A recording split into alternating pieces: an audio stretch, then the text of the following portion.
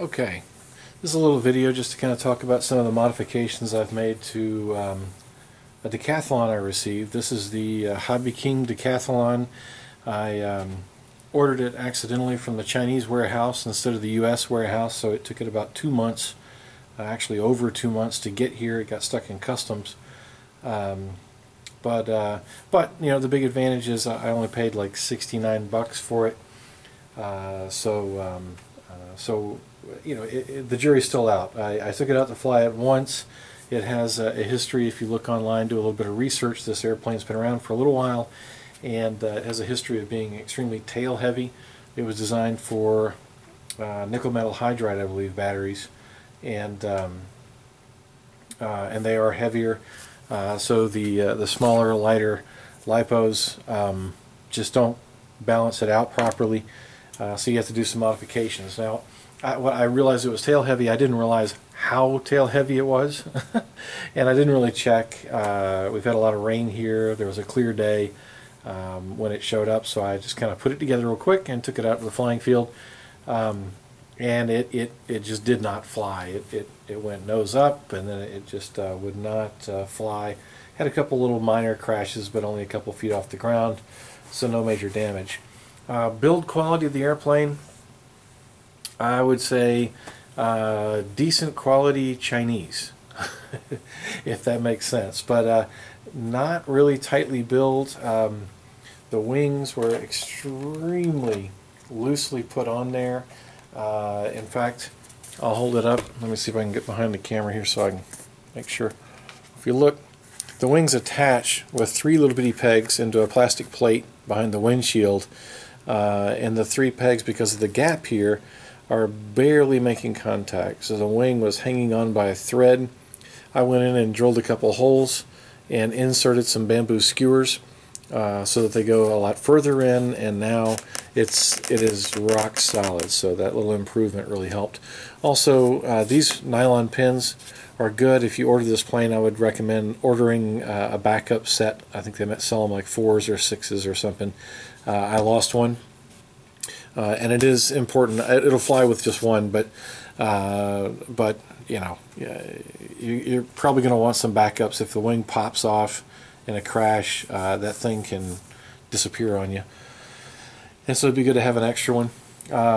Other issues with quality. Let me get behind again so I can see. I don't know if you can see it or not, but this wingtip here, which is kind of a thin piece, was all bent up.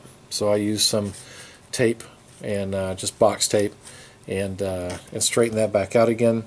Also, when I got it, and this is something I just do, I reinforce the leading edge of the wing and the wingtip with box tape just to you know, help prevent damage on crashes and things like that.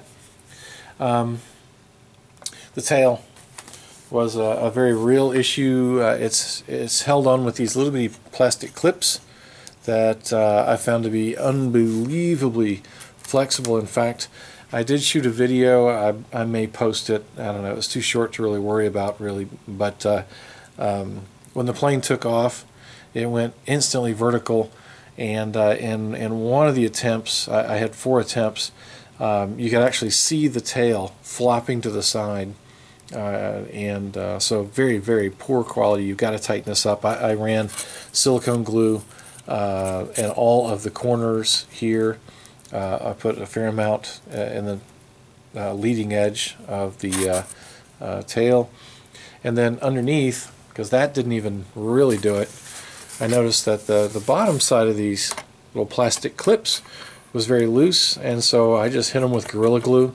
Not the prettiest job in the world, but it works. The tail wheel is a real afterthought. You know, I don't know why they didn't just go with a skid, but at any rate, it's on there, and it'll work on pavement, I guess. But I'll probably put a larger wheel on there at some point once we get it in the air, and it looks like it's going to be a plane I keep. Another thing about this plane, on my Super Cub, which I accidentally landed on the roof of a tall building and couldn't get back, but my Super Cub, I added ailerons. This plane comes with ailerons, but I added a servo on each wing that drove straight to a little control horn that controlled my ailerons. Well, this plane it's got a single, and you can't see it here, it's up in the middle. It's got a single servo that controls and swivels a rod, a very small metal rod that comes out and then bends up here, and then that bending makes the aileron go up and down. You can see it's it's a very, very weak rod. So I went back in here and reinforced it the best I could. I added some glue, I pushed it back up in there just to get it nice and stable. It's in a little tube, and so I just made sure that tube is in there as best I could, and that worked out. Another thing, I haven't done this yet, but these wheels drag the wheel covers, so I'm going to use my Dremel and kind of loosen that up. You can kind of hear it just grinding away there. So the build quality, you know, it's not terrible. I'd say the decaling and so forth is fairly nice, and so there's some things I like about it. The little details in the cowling itself are nice, and I worked out the weight. Now, what I did with the center of gravity was up here in the nose. This is actually a decal for the little radiator here, and what I did was I took an X-Acto and cut around the radiator on 3 sides to make it a flap. I folded that up, and then I took tape and weighed out. It wound up being about an ounce, in fact. You want to get it as far forward as you can, so you use as little weight to get the center of gravity corrected. And I taped on the back of this flap about 1 ounce, maybe just a little over an ounce of weight, and then taped the flap closed. That really helped. The other thing I did, and I've taken the battery out, but there's 2 compartments here, and by the way, just for those of you that that might be interested, I've got an orange Spectrum receiver that I bought. The plane doesn't come with a receiver. It does come with the speed control, but it doesn't come with a receiver. So so I got this little guy. I figured I'll be using it on other planes and other remote control toys. But anyway, there's a secondary compartment here. This is where your battery is supposed to go. This put the center of gravity all wrong. In fact, it's just a tiny bit in front of the center of gravity, and the battery wouldn't even really fit in here. So I carved this out, just kind of tunneled. I don't know if you can see up in there or not. But not only did I tunnel in, because that didn't do it, I needed the weight forward.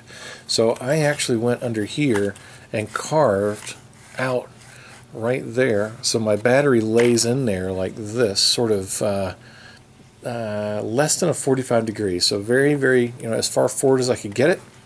And it comes up and actually touches the front of the underneath the hood here, in front of the windshield, right about here. So I put a piece of Velcro up in there when I had the wing off, and let's see if I can get my battery. I put Velcro on the end of my battery. I also put a little spot of Velcro here, and this is just a 1500 Turnigy battery. Works good. And then I can slide my battery in from the bottom without removing the wing, stick it to the Velcro on the end, stick it to the Velcro that I put right here, and that battery is not going to move. It moves my center of gravity considerably forward, and that's the solution for that. And then all my wires just drop down through here and go to my my orange receiver. All right, so that really helped, combined with 1 ounce of weight in the front, and now I've got a really nice balanced airplane, and I'm expecting it's going to fly really well. The other thing that, while we're talking about build quality, seems like a good idea, but it turns out it wasn't good at all. They made the strut connectors here. They're designed so that if the wing takes on an excessive force, whatever that may be, I think that's subjective, but this is supposed to pop off, so to prevent damage. But the thing is, it pops off just in flight.